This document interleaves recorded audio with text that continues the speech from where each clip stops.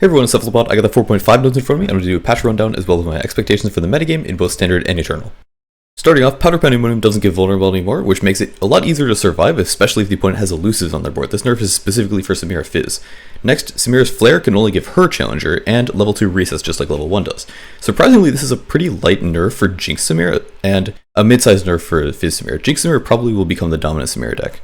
Battlegunners and Tristana were super strong with Prize Fight, and this deck got kind of nuked from orbit. The spell shield is gone, and Tristana is slower to level up. This is going to take this deck down multiple pegs. Next, the high cost invokes don't require you to behold a Celestial, which means Star Shaping is back on the menu for Targon decks. The last standard balance change is a hit to Momentous Choice, which mostly feels like a hit to Varus in preparation for Sacrificial Scholar's printing. And with that lovely segue, let's get into the new cards. Beguiling Cobra is a 7-drop that seems pretty strong. It's got really nice synergy with Sinon and Dragon Collar, and a bunch of other things within Ionia. Royal Shimmerwing and Pack Attack introduce Bird and Cat synergies respectively. Both are going to be pretty weak for now until more of those cards get printed. Captain Indari has a very powerful Plunder effect, buffing your whole board, but it's kind of unclear at the moment where she's going to fit as far as deck lists go.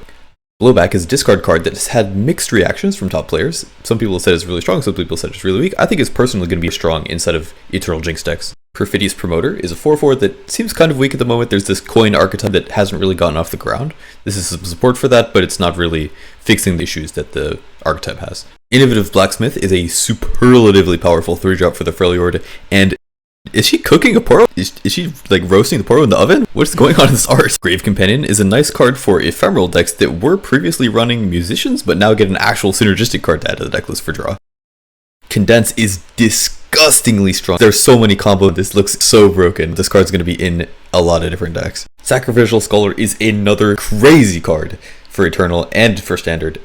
I don't even know where to start. This card looks ridiculous. And Altar to Unity is the biggest buff to the elite archetype we've probably ever seen.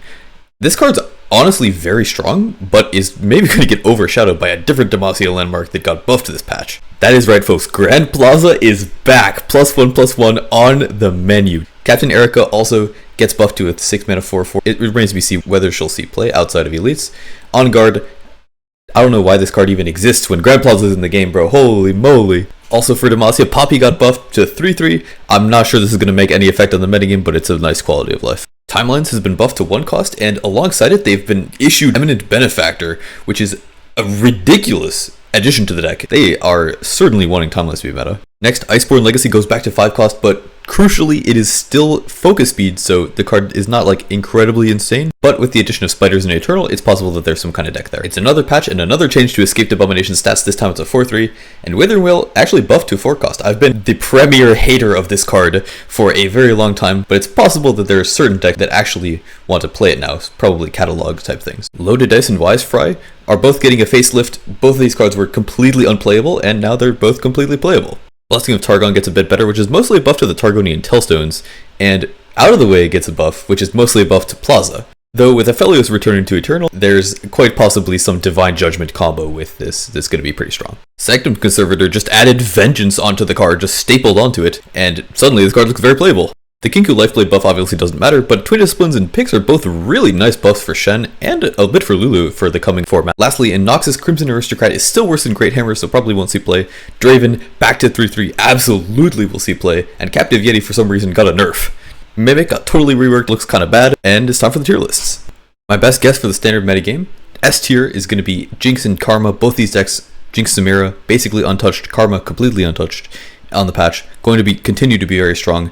Jarvan, this can be Shen, this can be Alawi, are going to continue to be very good.